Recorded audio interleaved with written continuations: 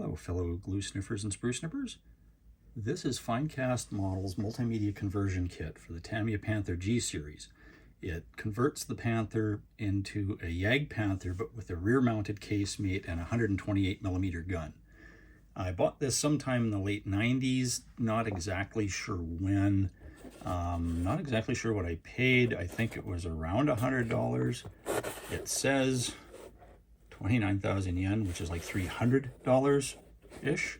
That is definitely not what I paid. So the kit gives you a white metal cast commander's hatch, a turned aluminum gun barrel, no rifling unfortunately, and then there's a one-piece monolithic upper hull. It's all cast as one piece, including the engine deck, a lower front glacis plate and a rear glacis plate, and a few other bits and bobs for your armored fenders. The rest of it is going to come from the kit, so the whole lower hull and suspension, the tracks, all the tooling, racks, spare tracks, and a few other bits and pieces on the casemate and the engine deck all come from the donor kit. So this is the only page of instructions I have left. There was another page that showed the engine deck and the front lower glacis, not that there's a lot there.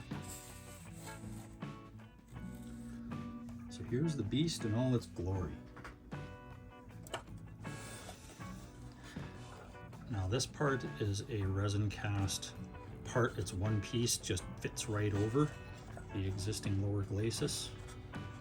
This was damaged in the kit, in the box. This was damaged, so I repaired that. The upper hull is a one-piece monolithic casting, including the back hatch. The engine deck is molded in place, almost complete. The rangefinders appear to be molded closed. Be a fair bit of surgery to make those open. The periscopes are molded in place in the commander's cupola, so there's a lot of surgery if you want to try and get those in glass. Bow machine gun looks good.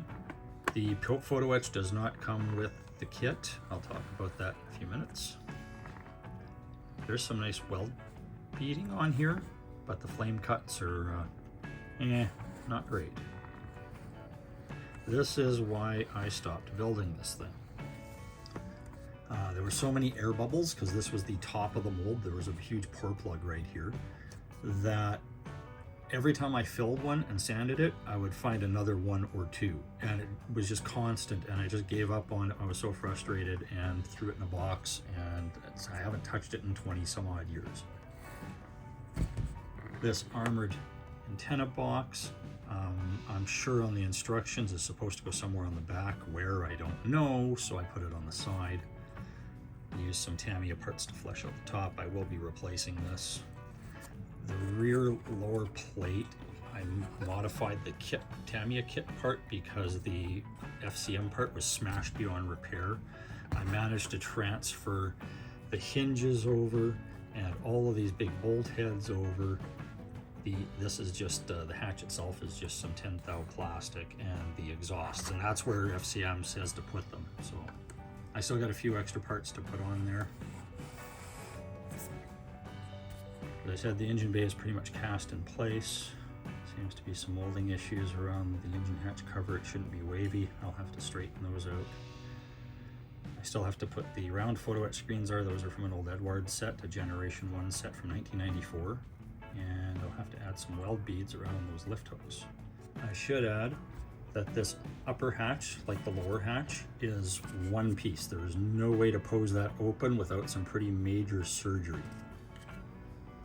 This is the gun barrel and mantlet assembly. Some very nice, if kind of heavy cast texture. Some nice foundry markings. Some very nice machining marks. I don't know why I had to replace that. I don't really like it. I don't like the weld beads. I'll replace that again. And I don't know if you can see. Those are supposed to be recessed screws. I've been trying to clean the old paint out. I don't know what it is. It's not coming up with anything I have. So I'm mechanically scrubbing it off. And then there's the gun barrel. Machined aluminum. It'll need a little sanding. I can feel these machining marks. So after 20 some odd years that I had this thing sitting on the shelf, I've decided to finish it, and I'm going to do it kind of old school. I'm going to use the original Gen 1 Eduard photo etch that I started using on here, as well as a set of Gen 1 clamp style Fruil model tracks for the Panther 2 because they just happen to fit, and I'll get to that in a minute. But I'll show you the rest of the photo etch, what vintage 1994 photo etch looks like. So here we go. This is vintage Eduard 1994. That's what it was worth back then. It's pretty basic, shouldn't take too long to do. You see, and I've already used some of it. This is the screens, and there is no attempt to make these look like a screen. It's just not woven at all, totally flat. But we'll use them anyway, because we only got the round. This is one of the small exhaust shields. I modified it to fit the kit. I filed it at an angle and I changed the positioning of the strapping.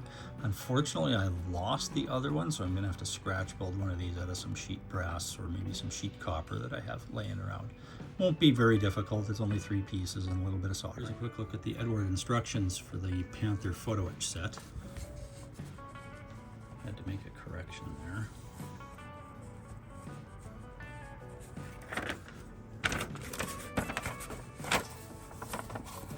So not much to it compared to what there is today. But it was a heck of a lot better than what was molded on the kit. Now for tracks, I'm going to use these first gen Fruil model clamp style. I'll show you a close-up a little bit. So they came with a replacement sprocket. This one still needs to be fitted a little bit. It's a little narrow, but they easily bend out. This is how they work. Fruil would include one of these jigs, and you can see where the clamp, oh, there we go, clamp and the wire are. You'd put those together and use a blunted toothpick or a small square screwdriver, a small bladed screwdriver, to clamp down, and then you have move it over a station, and then you keep doing that until you get an entire run. The problem is that wire that you see isn't wire, it's the same metal as the rest of the track, so it breaks very easily and you end up with stuff like that. Now it looks like that one I tried to prepare by drilling it out. There's a few more. There's a picture. So these are specific to the track set that you get. And I've got a few of these still in my stash. Now the last thing, to deal with all the air bubbling in the back and the vast expanse of armor plating this thing has, I'm going to use zimmerit stamps. And this is an old manufacturer way back from the 90s called Zimmerit.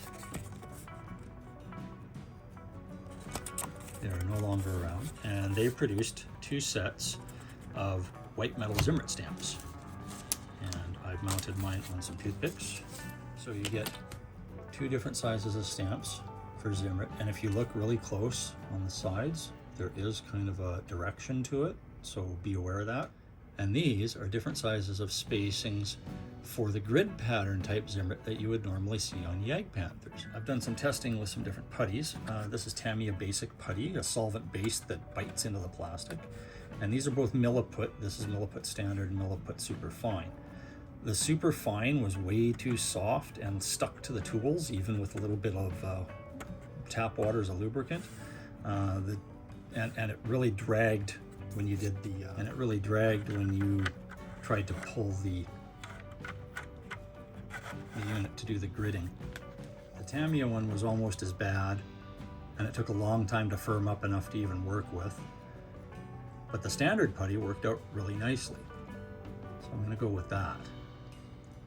And that's after I strip off all of that paint, which I'm sure is Tester's Model Master enamel. So next video, you get to see me making some photo etch and possibly surface prep in Zimmerit.